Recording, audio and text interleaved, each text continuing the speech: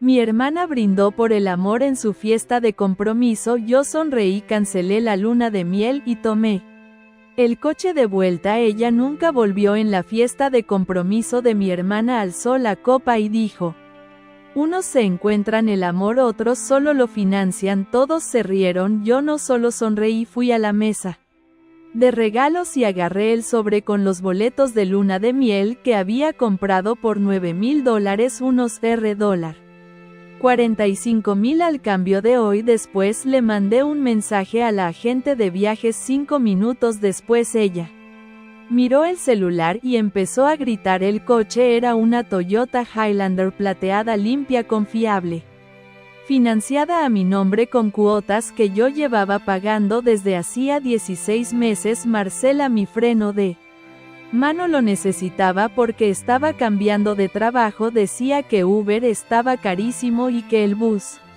era demasiado fuera de su onda. Yo avalé el financiamiento porque ella sola no calificaba y mamá dijo que solo era una manera de ayudar a la familia. Hacía semanas que no veía el coche, pero seguía pagando el seguro. Solo después de la fiesta, cuando todo empezó a desmoronarse, me acordé de que aún tenía acceso a la cuenta, aún tenía el registro. Técnicamente era mío, cada kilómetro recorrido era mi responsabilidad, cada tanque de gasolina. Entonces, cuando Marcela volvió a llamar con ese tono entre disculpa y chantaje, solo escuché lo suficiente para confirmar: ella y Diego usaban el coche todos los días. Esperé unos días más y una mañana me puse la mano en el corazón. Literalmente declaré el coche como usado sin autorización. Avisé al seguro y congelé la póliza. No hablé con nadie, solo esperé. Ese mismo día Marcela me llamó desesperada. Iban camino a la prueba del vestido de novia, cuando en un control de rutina les avisaron que había un problema con el registro. Diego intentó discutir, pero el policía no cedió. Revisó los papeles y mandó el coche al corralón del DGT. Ella exigió que lo solucionara. Yo le dije que no les debía nada. Después del brindis, después de los mensajes, después de cómo intentaron convencerme de que estaba exagerando, si sigo ayudando, le dije, solo va a empeorar, y colgué. Al día siguiente mamá me llamó, no para preguntar sino para destrozarme. Te pasaste, dijo, saboteaste la vida de tu hermana por capricho. Si tuvieras un poquito de decencia, ¿ayudarías a recuperar el coche? Le pregunté si quería asumir el préstamo ahora que estaba tan involucrada. Se quedó callada. Papá llamó esa noche, estaba más tranquilo, pero se notaba que no estaba enojado. Me preguntó si estaba segura de lo que estaba haciendo. Le dije que sí, que no era venganza, era cierre. Suspiró y dijo, entonces haz lo que tengas que hacer. Ahí debió terminar todo, pero Marcela apareció en mi puerta sola. Estaba agotada, sin maquillaje, envuelta en una sudadera, muy lejos de su versión arreglada de siempre. Se quedó parada un rato antes de hablar. Estamos jodidos, Diego hizo unos desastres financieros, necesitamos ayuda una última vez, solo $5,000, solo un préstamo para aguantar antes de que todo se hunda. Lo devolvemos en 6 meses, lo juro. Ya estamos hablando con un nuevo inversor. Es emergencia. La miré como si hablara chino. $5,000 no era vuelto, era todo mis ahorros, mi fondo de emergencia, el plan de respaldo que armé después de que mi última relación se viniera abajo, y entendí que nadie me iba a salvar más que yo misma. Me dio un abrazo rápido, automático. No lo devolví. No dormí esa noche. Me quedé pensando en cada vez que me doblegué por ella. Cuando chocó mi coche y yo cargué con el problema cuando dejó la universidad, y le dijo a mamá que había sido idea mía cuando pidió solo hasta el viernes y desapareció por meses. Esto era distinto, más grande, pero en el fondo quería creer, tal vez porque todavía quería creer, que ella era mi hermana y no solo alguien del pasado. Así que lo hice. Fui al banco, puse como garantía el único inmueble que tenía mi departamento, me dije que era temporal, que ella me iba a pagar, que no era una idiota por hacer esto. Transferí el dinero ese mismo día, sin contrato, sin papel, solo un mensaje de ella con emojis, luego un audio: nos salvaste, no tienes idea, te quiero. Fue la última vez que supe de ella. Semana 1 sin respuesta, me dije que estaban ocupados, tal vez con el inversor, tal vez avergonzados. Semana 2 nada, llamé a Diego, fue al buzón de voz. Semana 3 mamá llamó diciendo que habían desaparecido. Para aclarar las ideas, parecía más molesta por no haber sido incluida que preocupada. Le pregunté dónde estaban, dijo que no sabía. Fui a su casa vacía, sin coche. Correspondencia acumulada. Semana 4 presenté una denuncia, fraude, robo, como quisieran llamarlo.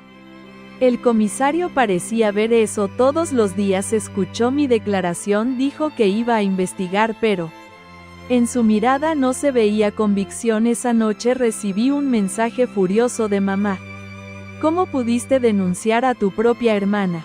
¿Sabes lo que eso le va a hacer a nuestra familia? No era preocupación, era furia. Yo desarmé la farsa. Y eso ella lo odió. Me llamó al día siguiente llorando, diciendo que no sabía lo que ellos planeaban, que pensaba que solo necesitaban tiempo, que nunca imaginó que me harían esto, ni siquiera sabía qué responder. Ya no confiaba en ninguna palabra. Papá también llamó: perdón, te entiendo, hiciste lo correcto, pero lo correcto no es fácil. Yo estaba a $5,000 abajo, durmiendo en un rincón que quizá iba a tener que vender, y mi hermana había desaparecido. Nadie sabía cómo ayudar. Llamé a mamá, no sabía qué hacer. A papá no tenía idea de a dónde se habían ido, y por primera vez empecé a pensar que ese era el plan. 3 meses, eso fue lo que estuvieron fuera. Yo actualizaba el sitio de la policía, esperando que algo cambiara. Nunca cambiaba. Cada día veía el mismo: investigación abierta, mientras el banco me mandaba recordatorios amables de que mi préstamo no se iba a pagar. Solo parecía que vivía en el silencio, sin cable, sin gimnasio. Vendí mi reloj, ese que me regaló mi ex en mi cumpleaños 30. Empeñaba cosas que nunca imaginé. Cené sopa enlatada demasiadas noches. Me repetía: no sé qué hacerlo. Lo repetía. Estaba pagando un préstamo que financió la fuga de otra persona. Y entonces, un jueves por la tarde, justo mientras estaba en el trabajo acomodando conos en el entrenamiento de fútbol infantil, sonó el teléfono. Era el detective. Su tono cambió, frío, directo. Tenía noticias. Los encontraron. Marcela y Diego fueron arrestados en Flagstaff, Arizona. Estaban en una cabaña alquilada lejos de vecinos, pero no lo suficientemente escondidos. Diego trabajaba con RE con acento agudo, S. tipo casas rodantes, lavándolas como si fuera con nombre falso. Marcela hacía trabajos freelance de diseño gráfico usando un PayPal de otra persona que le ayudó a crear. El dinero estaba siendo lavado por terceros. Tomó semanas, pero arrestaron a los dos sin resistencia. En el silencio de mi nuevo apartamento en Madrid todavía resonaba el eco de aquel último anuncio del detective. Los han detenido. Sentía un hormigueo extraño en el pecho, ni alivio ni victoria completa, solo una mezcla confusa entre el peso de lo perdido y el vértigo de lo que venía. Me senté al borde de la cama. Respiré hondo y cerré los ojos. En mi mente se reprodujeron los últimos 3 meses, la deuda interminable, el abandono de mi hermana, el juicio, la prensa, y algo en mi interior hizo clic. Era hora de cambiar. Había prometido a mis oyentes del podcast que reescribiría mi historia y la convertiría en algo más que una tragedia familiar. Tenía que empezar, y ahora pensé en las cartas de mi abuela, en las pruebas de fraude, en esos secretos que había callado durante demasiado tiempo. Las compartí con mi mejor amiga Clara, terapeuta y mi roca emocional. Tenemos que ser estratégicas, me dijo mientras se recostaba en el sofá. No solo expondrás su traición, expondrás una red, un legado. podrido que comienza mucho antes que tú o Marcela. Aquello me llenó de determinación. Empecé a relatar mi historia en el primer episodio de Herencia Oculta. Con voz temblorosa conté lo que había soportado desde el financiamiento del coche hasta el último mensaje traicionero de Marcela. Me acompañó el sonido del café caliente y de la noche madrileña colándose por la ventana entornada. Hablé de mi lupa social, miles de DM mujeres compartiendo sus historias de engaño, de padres ausentes, familiares destructivos. Cada escucha era un espejo, cada palabra una gota de veneno contra él. Silencio. Al día siguiente sentí el picor del teléfono, un correo de un tal Javier, un abogado especializado en herencias. Me había escuchado y quería reunirse. Me citó en un despacho señorial en el corazón de Salamanca, donde me presentó un manuscrito antiguo, el testamento original de mi abuela. Allí la línea queda clara: dejo a mi nieta Clara, seguido de mi verdadero nombre. Nada menciona a Marcela. Él tenía la otra copia, la pública, alterada misteriosamente. El golpe fue brutal. Supe al levantar la vista que Clara y yo habíamos abierto una puerta imposible de cerrar. Volví a Madrid con el papel en la maleta y dolor de emoción en el pecho. Caminé por el Retiro intentando procesar que mi identidad no era solo mía, sino un derecho arrebatado. Llamé a mi padre, el teléfono temblaba en mis manos. Papá, encontré el testamento real. Escuché su respiración pausada, luego su voz rota, casi un susurro. Mi hija lo sabía, pero teníamos miedo. Aquella confesión fue un huracán. Llovieron las preguntas no dichas durante años, pero lo más sorprendente fue el alivio. Había una alianza inesperada al otro lado de la línea. Sin embargo, lo que no esperaba era que al regresar a casa encontrara una nota anónima deslizada bajo la puerta: deja todo esto, no sabes con quién te metes. Con tinta negra, corto y amenazante como una daga. Sentí frío.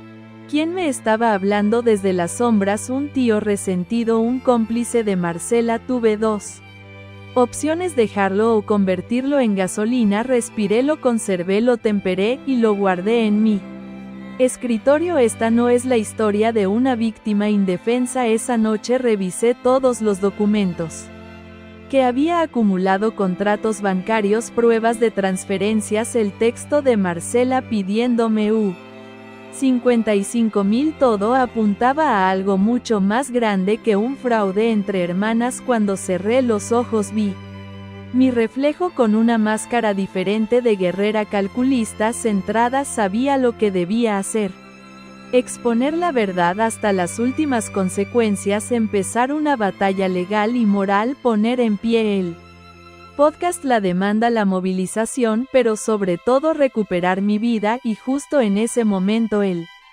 móvil vibró. Una llamada sin número. Conté 3 tonos antes de contestar. Una voz conocida, ronca, me susurró: tenemos pruebas nuevas de Diego, no es solo dinero, han construido una tapadera internacional.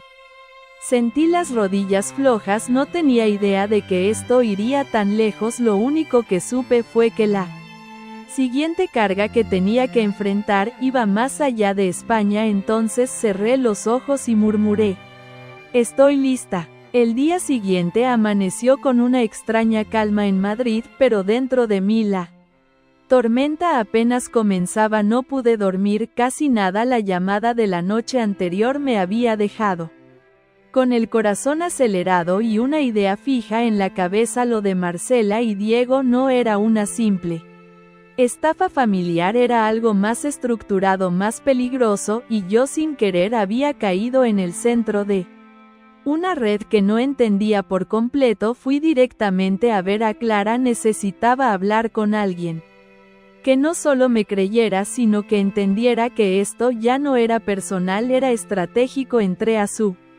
consulta con los ojos hinchados y las manos frías. Ella me sirvió té sin decir una palabra.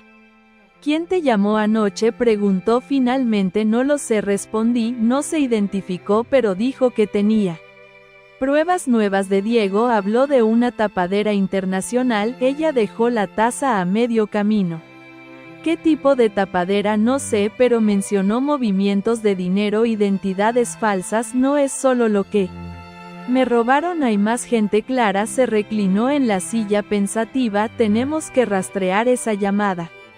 Contactamos a Javier, el abogado no solo era meticuloso, sino que había trabajado con víctimas de crímenes económicos. Le mostré el número, el mensaje anónimo, la nota bajo mi puerta, su expresión cambió de curioso, pasó a preocupado. Esto no es un simple caso familiar, Marcela y Diego han estado usando tus datos, tus cuentas y posiblemente tu nombre para más de una transacción. Es posible que tú aparezcas como cómplice en algún país. Se me heló la sangre. Cómplice si no hacemos algo, sí, pero sí colaboras desde ya puedes limpiar tu nombre y con suerte desmantelar lo que ellos han montado. Lo que vino después fue una carrera contra el tiempo. Javier me puso en contacto con una inspectora de la Policía Nacional, Elena Robles, que escuchó mi historia con una mezcla de incredulidad y rabia. Me pidió que le entregara todos mis archivos, correos, capturas, audios, cualquier cosa. Esto puede llevarnos hasta una red de blanqueo de capitales, dijo mientras anotaba en su libreta. No solo queremos atraparlos a ellos, sino entender a quién más están protegiendo. Esa noche cuando llegué a casa me senté en el suelo y abrí el portátil. El podcast seguía creciendo, decenas de mensajes nuevos.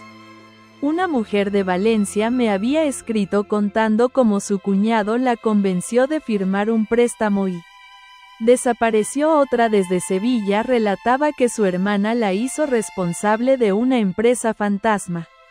Era un patrón repetido y repugnante. Entonces tomé una decisión, el próximo episodio no sería sobre mi historia, sería sobre nuestras historias. Empecé a grabar fragmentos de testimonios, todos con sus voces, con su permiso, y los uní en un montaje devastador. No estamos solas fue el título, pero cuando terminé de editar y subí el audio sucedió algo extraño. Alguien desde una cuenta desconocida comentó: te estás metiendo en territorio peligroso, no vuelvas a mencionar a César. No conocí a ningún César, o eso pensaba en ese instante. Me estremecí, abrí mis notas, revisé cada documento, cada nombre. Nada, pero algo en ese nombre encendió una alarma en mi mente, y entonces recordé una conversación suelta hace años en una cena familiar. Marcela hablando con Diego, riéndose en voz baja, diciendo algo como: César se va a encargar del resto, no te preocupes. Mi respiración se cortó. Aquel nombre no era cualquier cosa, era parte del plan desde el inicio. Y si alguien estaba escuchando el podcast y mencionando a César, entonces esto iba mucho más lejos de lo que pensaba. Quise llamar a Clara, pero algo me detuvo. Me asomé a la ventana. Una figura estaba parada junto al coche fumando, no se movía. Solo estaba ahí mirando hacia mi edificio. El corazón me latía en la garganta. No era paranoia.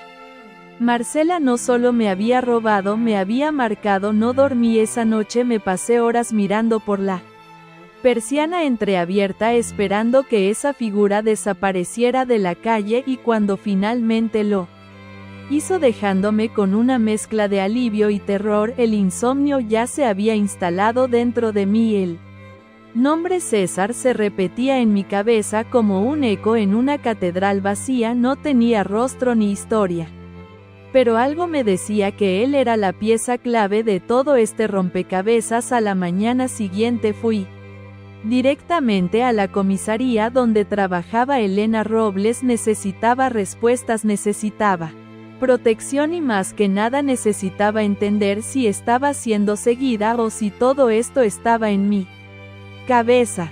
¿Has visto algo inusual?, me preguntó Elena mientras abría un expediente. Sí, anoche un hombre no se movía, solo estaba ahí observando, y alguien dejó un comentario en el podcast mencionando a un tal César, su mirada se endureció, abrió su portátil, buscó algo en su sistema interno y frunció el ceño.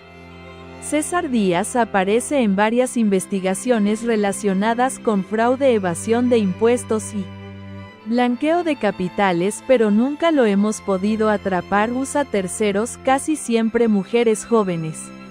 Vulnerables como tu hermana. Un frío me recorrió la columna. Marcela siempre parecía tener una suerte envidiable, pero ahora entendía que no era suerte, era protección. Entonces ella estaba trabajando con él. Murmuré, todo indica que sí, y si César te ve como una amenaza tendrás que moverte con más cuidado.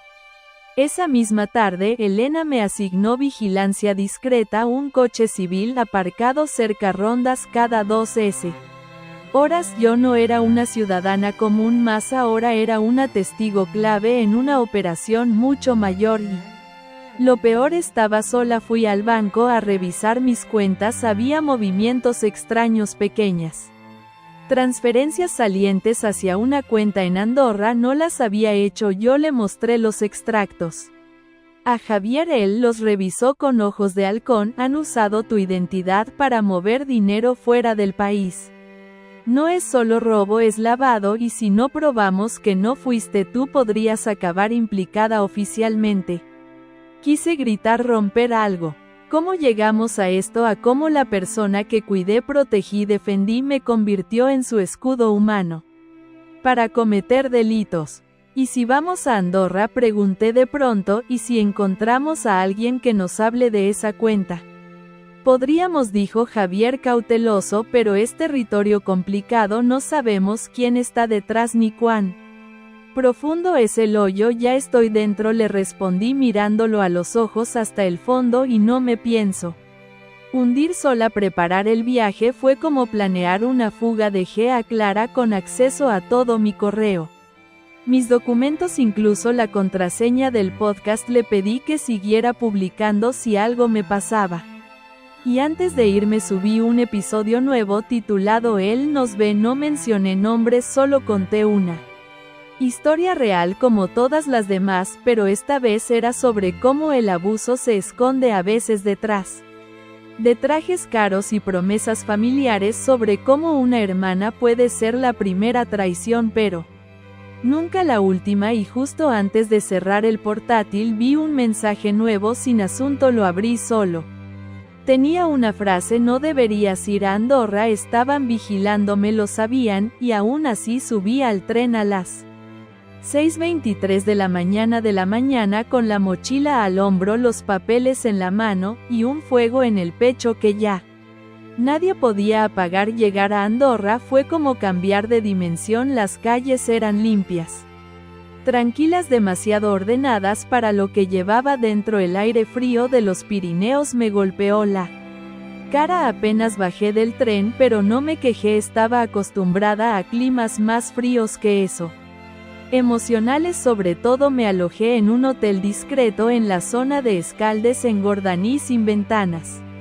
A la calle sin nombre llamativo. Javier ya me esperaba con una carpeta llena de nombres, direcciones y movimientos financieros. La cuenta en cuestión había sido creada por una empresa fantasma, registrada a nombre de una tal Marta Vives, que al investigar resultó ser una identidad falsa con una foto que irónicamente se parecía muchísimo a Marcela con peluca. No solo usaron tu nombre, dijo Javier mostrándome las capturas, usaron tu imagen para construir otra mujer. Tu hermana se hizo pasar por ti en otra vida. Era como ver mi sombra cometer delitos. Me dieron ganas de vomitar. No solo me robaron el dinero, me robaron el rostro. Fuimos al banco local simulando ser parte de un equipo de auditoría. Javier tenía sus contactos, y eso nos abrió puertas. El gerente, un hombre alto con gafas muy gruesas y sonrisa mecánica, accedió a mostrar movimientos antiguos de la cuenta, pero hubo uno que lo hizo fruncir el ceño. Esta transacción no es nuestra, dijo señalando una retirada de 40.000 euros en efectivo 2 días antes de la detención de Marcela y Diego en Flagstaff. ¿Cómo que no es suya?, pregunté. No fue procesada por nuestras oficinas, fue redirigida a través de una sucursal en Barcelona, pero aquí está el nombre del agente César Díaz. Sentí el golpe seco en el estómago. No era un mito, no era un alias, era real, y se movía con impunidad por todo el país. Al salir del banco, Javier se giró hacia mí. Tenemos que volver a España. Si esta gente se entera de que viniste aquí puede ponerse feo, y no quiero que acabes en una lista negra. Pero yo no podía irme, no. Aún no. Sin saber más, esa noche sola en el hotel entré a los foros de víctimas de estafas financieras, busqué nombres, casos, conexiones, pasé horas leyendo, comparando, hasta que encontré un hilo en un foro antiguo, casi olvidado. Un usuario anónimo hablaba de una agencia de inversiones que usaba jóvenes para abrir cuentas internacionales y mencionaba a una mujer clave, la reina de hielo. No había nombre, solo una descripción: piel pálida, cabello oscuro, siempre en tacones, con una risa que parece que ya sabe cómo vas a terminar. No hacía falta más, supe sin lugar a dudas que era Marcela, mi hermana. No solo participaba, lideraba. La rabia me quemó las entrañas. ¿Cuántas personas arruinó? ¿Cuántas veces me usó como coartada? No pude dormir, bajé al vestíbulo, pedí un café y salí a caminar. Era casi medianoche y Andorra estaba vacía. Caminé sin rumbo, pero con una idea clara: buscar esa sucursal en Barcelona, encontrar a César, acabar con esto. Pero al volver al hotel algo no estaba bien. La puerta de mi habitación estaba entreabierta. Saqué el móvil, llamé a Javier, no contestó. Entré despacio, todo estaba desordenado, las hojas, mi portátil, la carpeta. No se llevaron nada, pero todo había sido revisado, y sobre la cama una hoja suelta, un mensaje escrito a mano: sabemos que estás aquí, vuelve a casa, última advertencia. Me senté en el suelo, el papel temblando en mis manos. Entonces sonó el teléfono de la habitación. Contesté sin pensar, una voz masculina suave, como si conociera mis pensamientos. Me dijo: te advertimos, César no perdona, y colgó. Apreté los dientes, miré por la ventana hacia las luces lejanas. Me sentí acorralada, pero también viva, como si cada amenaza me encendiera un poco más por dentro. Si César no perdona, yo tampoco. Volví a Madrid al amanecer sin avisar a nadie. Me senté en el tren mirando por la ventana, pero en realidad no veía nada. Llevaba el papel del hotel en el bolsillo, arrugado de tanto apretarlo. César no perdona, yo tampoco, y lo iban a descubrir apenas puse un pie en Ahocha. Llamé a Clara, necesitaba verla, contarle lo que había pasado. Su voz sonó cansada pero aliviada de escucharme. Ven directo a casa, me dijo. Aquí estás segura, tengo algo que enseñarte. Subí a un taxi y durante el trayecto me obligué a respirar hondo. No podía mostrar miedo. No más, me lo habían quitado todo: mi dinero, mi nombre, mi hermana, mi paz. Lo único que me quedaba era la determinación, y eso, me dije, valía más que cualquier herencia podrida. Cuando llegué al piso de Clara, ella me esperaba con la cara más seria que le había visto nunca. En la mesa tenía su portátil abierto y una carpeta con varios folios impresos. Esto lo encontré esta mañana, dijo. Alguien me mandó un mensaje anónimo al correo del grupo de apoyo con un archivo adjunto. Mira esto. Me senté. A su lado en la pantalla había una lista, códigos, nombres, fechas, pero lo que me heló la sangre fue ver mi número de DNI al lado de varias transferencias de cuentas en Luxemburgo, Suiza y Panamá, todas registradas con fechas donde yo estaba en casa trabajando o incluso cuidando de Marcela. Esto es parte de la red de lavado, susurré. Usaron mi identidad para mover dinero fuera de Europa. Es una red completa y no estás sola, agregó Clara. En la lista hay otros nombres. ¿Ves este? Teresa Vilar es una de las chicas del grupo. A ella también le robaron la identidad. Algo estalló En mi pecho no era solo mi historia, era una historia colectiva, dolor colectivo, y eso me dio una fuerza que no sabía que tenía. Vamos a publicarlo, dije todo en el podcast, en la web, en donde sea que el mundo sepa lo que están haciendo.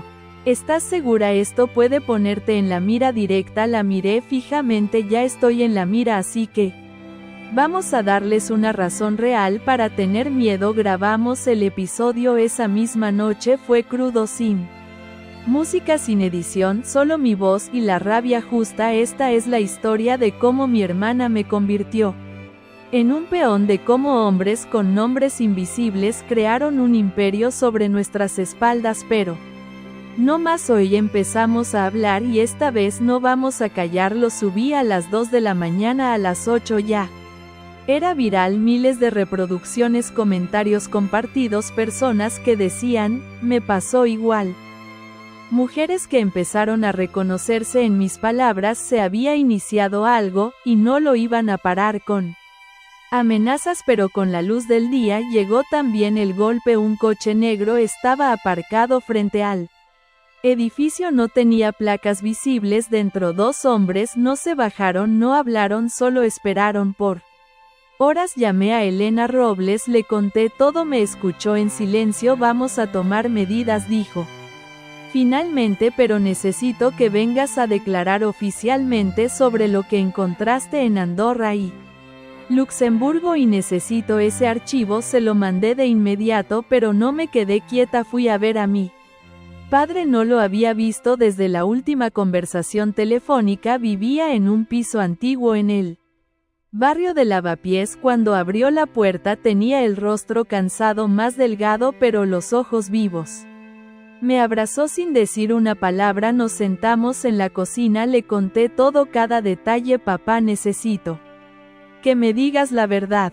¿Tú sabías quién era César? Su silencio fue más fuerte que una confesión. Luego bajó la mirada y por primera vez en mi vida vi miedo en sus ojos. Lo conocí, dijo finalmente, hace años, antes de que nacieras. Estuvo metido en los negocios de tu abuelo y luego desapareció. Pensábamos que estaba muerto. No está muerto, le respondí, está detrás de todo esto y lo estoy enfrentando sola. Mi padre se puso de pie temblando, abrió una vieja caja de metal que tenía encima del armario. Dentro había un sobre amarillento, me lo dio sin mirarme. Aquí está todo, contratos, cartas, el origen, el pacto que hicimos para sacarlo de nuestras vidas. Lo abrí y en ese momento supe que tenía en mis manos no solo el principio de todo, sino también el final, porque entre los papeles había una foto en blanco y negro, un hombre alto, elegante, con sonrisa torcida, y en la esquina inferior una dedicatoria para mí. Ahijada Marcela. César. Me quedé mirando la foto durante largos minutos, no podía apartar los ojos de aquella sonrisa torcida, como si supiera exactamente cuántas piezas del tablero ya había movido.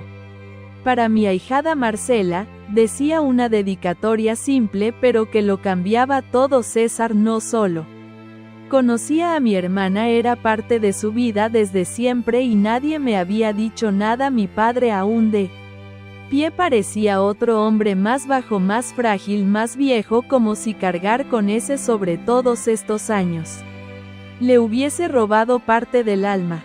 ¿Por qué nunca me hablaste de esto?, le pregunté casi en un susurro. Él no respondió de inmediato, caminó hacia la ventana como si necesitara mirar la calle para no mirarme a mí, porque nos prometimos que te mantendríamos fuera.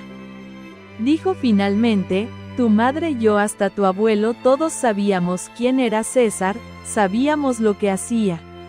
Pero cuando tú naciste decidimos protegerte, y cuando Marcela creció, bueno, ella era diferente. Siempre quiso más, siempre se acercó demasiado al fuego, y nadie pensó en decírmelo cuando me endeudé por ella, cuando me robaron todo. Pensamos que era solo una más de sus locuras, nadie imaginó que acabaría así con él. Cerré el sobre con cuidado, lo guardé en mi bolso, pero no sin antes mirar una ¿Ves más la imagen? Esa foto era mi nuevo pasaporte a la verdad, y estaba dispuesta a usarlo. Salí de casa de mi padre sin abrazarlo, no podía, no aún todo mi cuerpo estaba rígido como si mi piel supiera que iba a la guerra. Lo primero que hice fue llamar a Elena Robles, le conté lo de la foto, del sobre, de la relación entre César y Marcela. Su voz cambió por completo. Esto ya no es un caso aislado, esto es una red con raíces en el pasado. Necesito que vengas al cuartel. Hoy al llegar me escoltaron directamente a una sala de reuniones. Allí estaban Elena, Javier, y otro hombre que no conocía, moreno, delgado con mirada de acero. Soy el inspector Mateo Ramos, trabajo en crimen organizado. Tu historia ha llegado muy lejos y tenemos razones para creer que César Díaz lidera una operación internacional. Desde hace al menos 15 años puse él sobre la mesa. Esto es lo que tengo, pero quiero que entiendan algo. Yo no voy a desaparecer, no me voy a esconder. Si quieren justicia van a tener que ayudarme a hacerla pública. Mateo me miró largo rato, luego asintió lentamente. Vamos a hacer algo grande, pero vas a tener que estar preparada para perder más cosas, quizá gente que aún no has perdido. Ya lo perdí todo, le respondí. Ahora solo quiero que se sepa la verdad. Durante las siguientes semanas trabajamos en silencio, recolectamos pruebas, cruzamos datos, localizamos a otras víctimas y todo apuntaba al mismo patrón: mujeres manipuladas, dinero en paraísos fiscales, identidades robadas y siempre en algún punto del camino la sombra de César. El podcast explotó, los medios comenzaron a investigar, periodistas me pedían entrevistas, políticos empezaron a hablar del tema y en medio de todo una noche recibí un mensaje de voz. Era ella: Marcela, sé lo que estás haciendo, decía con voz apagada, y quiero que pares. No sabes quién es César de verdad, no sabes de lo que es capaz, te lo digo por última vez. Para no respondí, guardé el audio, lo envié directamente a Elena, pero en el fondo me dejó helada porque por primera vez la escuché con miedo. Días después, en una de las transmisiones en vivo del podcast, recibí una pregunta anónima. ¿Y si Marcela no fue víctima ni cómplice? ¿Y si fue entrenada desde niña para esto? Me quedé muda, y de pronto todo tuvo sentido: las mentiras, la manipulación, el talento natural para disfrazar emociones, el desprecio por las consecuencias. Marcela no fue reclutada, Marcela fue criada para esto. La idea de que Marcela no solo fue cómplice, sino una pieza creada con precisión para encajar en el rompecabezas de César, me perseguía como una sombra constante. Desde aquella transmisión del podcast, cada recuerdo de nuestra infancia se transformó: las miradas de mi madre, los silencios de mi padre, las escapadas de Marcela sin explicación. Todo empezó a tener un significado nuevo. Pasé días en silencio revisando las cartas de la abuela, las viejas fotos familiares, los documentos del sobre que me dio mi padre, y allí entre papeles con fecha de hace décadas encontré algo más: una carta sin remitente con caligrafía firme escrita a mano. Querido Antonio, mi padre, sé que quieres mantener a las niñas lejos de todo esto, pero sabes que el pacto con César no termina con tu silencio. Si no cumples, lo buscará por las suyas, y Marcela, ella ya tiene la marca. No luches contra lo inevitable, protege a la otra si puedes. Sentí que se me aflojaban las piernas. La carta era una sentencia. Marcela había sido señalada desde pequeña y yo fui la que se salvó por puro azar. La llamé por primera vez en meses, fui yo quien marcó su número. Hola, su voz sonó baja, ronca. Necesito verte, dije sin rodeos. Un silencio largo, luego: estás loca, tengo pruebas de todo, pero antes de entregarlas quiero una respuesta, solo una.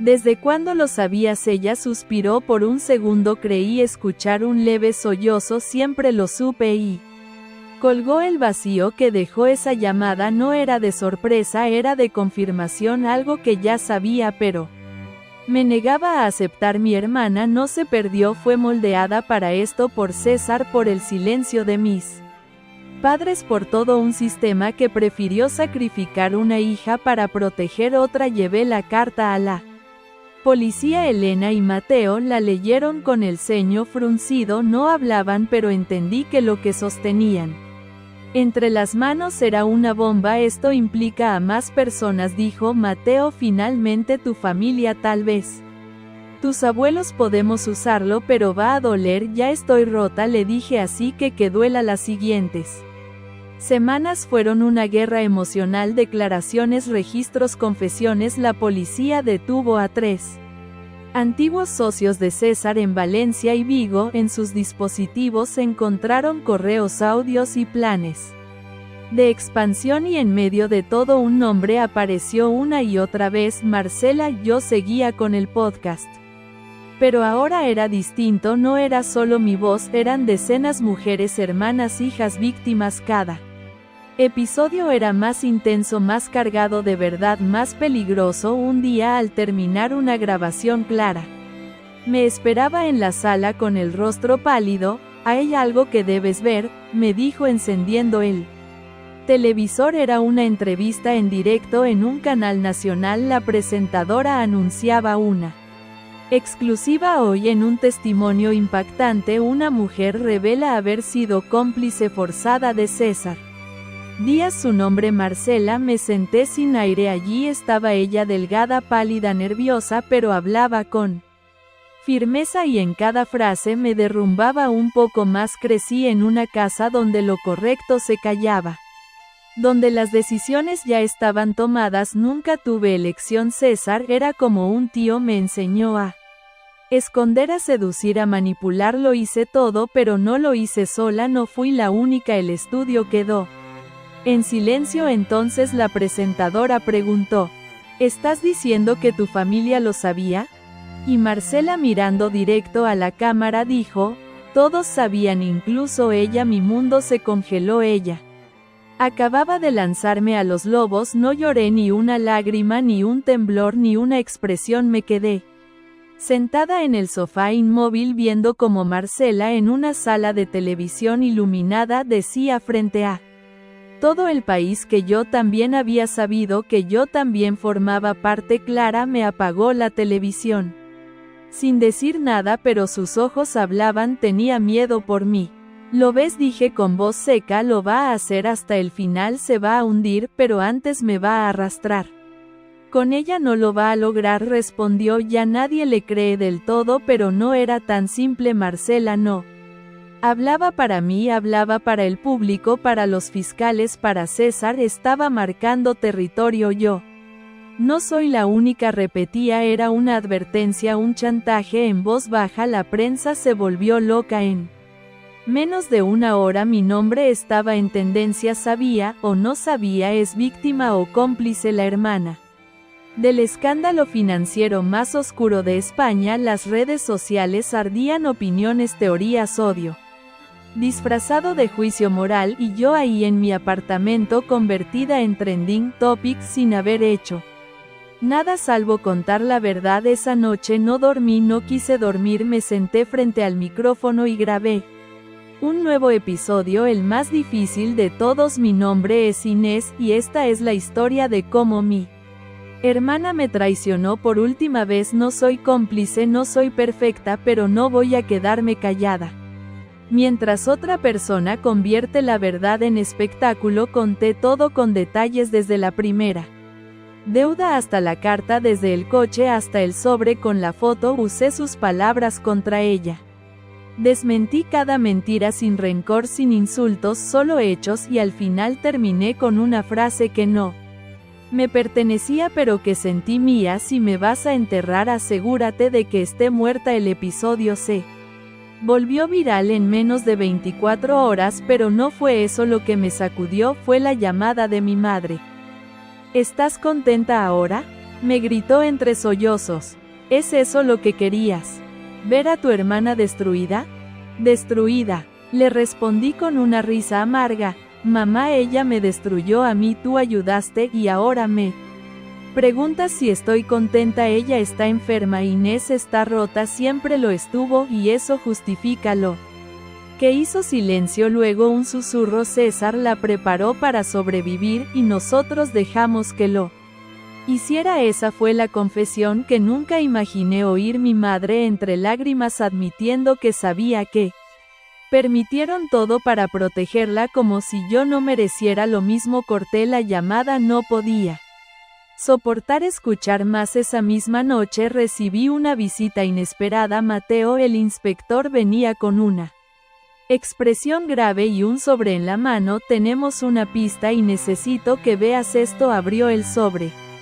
Dentro una serie de fotos, capturas de cámaras de seguridad, imágenes borrosas y una nítida César en persona. Vivo en Sevilla apenas una semana atrás, está en España, me dijo Mateo. Sabemos dónde, pero lo que no esperábamos es esto. Sacó otra foto, era una imagen antigua en blanco y negro. César en los años 90 en una fiesta privada de la fundación de tu familia y detrás de él con una copa en la mano estaba mi madre sonriendo. La vi con sus propios ojos. Mi madre, vestido largo, peinado alto, copa en mano, sonriendo detrás de César, como si lo conociera de toda la vida, como si esa noche, esa fiesta no hubiera sido el inicio de una red que arrastraría a su familia entera a la oscuridad. Mateo me entregó la foto sin decir nada más. Supongo que quería que yo la interpretara por mí misma, pero ya no hacía falta interpretar esa imagen, era una confesión muda. ¿Dónde encontraste esto?, pregunté sin levantar la vista. Estaba en una caja de pruebas de una redada en Marbella hace años. Nadie la revisó hasta ahora. Estábamos buscando conexiones antiguas con César y apareció esto. No dije nada, no podía, el aire se me había ido de los pulmones. Por fin entendía por que mi madre había sido su defensora más acérrima, por qué se negaba a condenar a Marcela, porque ella también era parte del origen. Necesito hablar con ella, dije finalmente. Mateo dudó. No es recomendable. No estoy preguntando. Fui al día siguiente, me presenté en su casa como si nada. Golpeé la puerta y cuando abrió su expresión fue un poema. Sabía que yo lo sabía, no hizo falta decir nada. Pasa, susurró. La casa olía a lavanda y ha pasado mal enterrado. Nos sentamos en el salón, le mostré la foto sin rodeos. ¿Desde cuándo? Ella la miró, no se inmutó, solo apretó los labios. Desde siempre. ¿Desde siempre? ¿Qué? ¿Sabías quién era César? ¿Sabías lo que hacía? No era como ahora, era encantador, inteligente y tu padre lo respetaba. Todos lo hacían. Nadie imaginó. Claro que lo imaginaron, grité rompiendo mi calma. Lo sabíais y lo dejasteis entrar en nuestra casa, en nuestra vida, en la vida de Marcela. Tú no entiendes, espetó ella de pie. Ella era débil, vulnerable. Si no lo seguía él la iba a destruir. Pensé que si lo tenía cerca lo podría controlar. ¿Y yo? ¿Qué eras yo para ti? Tú eras fuerte, no necesitabas que te protegiéramos. Esa frase me rompió, como si ser fuerte justificara ser sacrificada, como si su amor solo existiera para quien más lo reclamaba, aunque fuera una manipuladora sin escrúpulos. Me fui sin decir una palabra más y esa noche recibí el mensaje, un video. Marcela sola frente a una cámara en un lugar que no reconocí. Estaba llorando, verdaderamente llorando. No me van a dejar salir, dijo con voz rota. César dice que estoy marcada, que si hablo más me mata. Ya no controlo nada, solo quería escapar a Ainet, pero nunca se escapa del todo. El video se cortó de golpe, se lo mandé a Mateo. El rastreo fue inmediato y en menos de 24 horas la encontraron en una casa rural cerca de Córdoba, amarrada, herida, deshidratada. Llevaba días allí. Según los médicos, Marcela, la gran estratega, la mujer fría, había sido traicionada por el mismo monstruo que la creó. Fui a verla al hospital no porque la perdonara, sino porque necesitaba entender. ¿Por qué lo hiciste?, le pregunté sentada al borde de su cama. Ella me miró con ojos hundidos, vacíos. Porque nadie me enseñó otra forma de amar, no era amor, Marcela, lo sé, susurró, pero era lo único que conocía. Me marché sin mirar atrás. Esa misma noche Mateo me llamó. Lo tenemos aquí en César, está detenido, pero hay mucho más. Necesitamos tu testimonio final y necesitas ver esto. Que los nombres de todos los que sabían, incluida tu madre, incluido tu padre. Sentí que el suelo se abría bajo mis pies. Fui a declarar esa misma semana a las 8 en punto de la mañana, como habían acordado. Me escoltaron hasta una sala blanca fría con grabadoras encendidas y 2 fiscales frente a mí. No temblé, no lloré, no improvisé, conté todo cronológicamente sin omitir, desde la primera vez que le pagué un Uber a Marcela hasta la última amenaza de César, desde el primer préstamo hasta el video donde ella misma rogaba por su vida. Mateo estaba presente, asintió levemente cuando terminé. Los fiscales me agradecieron y al salir de la sala respiré, no por alivio sino porque ese aire sabía a cierre. La operación contra César fue masiva. Su detención en Córdoba reveló una red con más de 40 implicados en 3 países. Usaban mujeres jóvenes, preferentemente con antecedentes familiares limpios, para crear identidades ficticias y abrir cuentas por toda Europa. Marcela fue solo la más leal hasta que dejó de ser útil, y lo más cruel, muchos de los nombres en los documentos de César coincidían con donantes de la fundación familiar de mi madre, empresarios políticos, gente con poder, gente que conocí de niña, gente que me llamaba la sobria, la responsable, la seria. Ahora los veía en una lista que ardía como gasolina. Mi madre fue llamada a declarar. No negó nada, no lloró, solo dijo una frase que retumbó en la sala del juzgado: pensé que podía controlar al si lo tenía cerca. Mi padre, devastado, colaboró en todo, entregó cuentas, registros, incluso confesó que ayudó a César con contratos falsos en los 90. Lo hizo, dijo, porque creyó que César podía limpiar dinero para el bien de la familia. Un error, uno que pagaría con cárcel domiciliaria. Marcela, por su parte, recibió una condena reducida por colaboración con la justicia. Su salud mental fue un punto clave. Diagnósticos, informes, y aún así pasó 6 meses en un centro de reclusión y terapia. Salió poco después con libertad condicional. No volvió a contactarme nunca más. Yo reconstruí mi vida desde el polvo. Vendí el apartamento, me mudé al norte, a Oviedo, donde nadie conocía mi historia. El podcast terminó con un último episodio titulado El final del silencio. Conté el cierre, conté la caída de César y conté por primera vez que planeaba empezar de nuevo. Fonde con acento agudo, una organización sin fines de lucro para mujeres víctimas de fraudes familiares. Damos asesoría, contención emocional, y más que nada escuchamos las historias. Se parecen, pero cada una tiene su herida. Cada mujer que llega me recuerda quién fui y quién no quiero volver a ser, y aunque todo esto parezca redención, no es eso lo que me mueve, es justicia. ¿Y qué pasó con cada uno? Marcela vive en Barcelona bajo nombre real, en un piso modesto. Trabaja como diseñadora web para proyectos pequeños. No concede entrevistas, no habla del pasado, pero sé que escucha cada episodio nuevo del podcast. Lo sé por los correos anónimos firmados solo con una letra. M. César fue condenado a 22 años sin posibilidad de reducción. Perdió todo: su nombre, su red, su poder. Algunos dicen que en la cárcel ya no habla, que se sienta solo y mira por la ventana durante horas.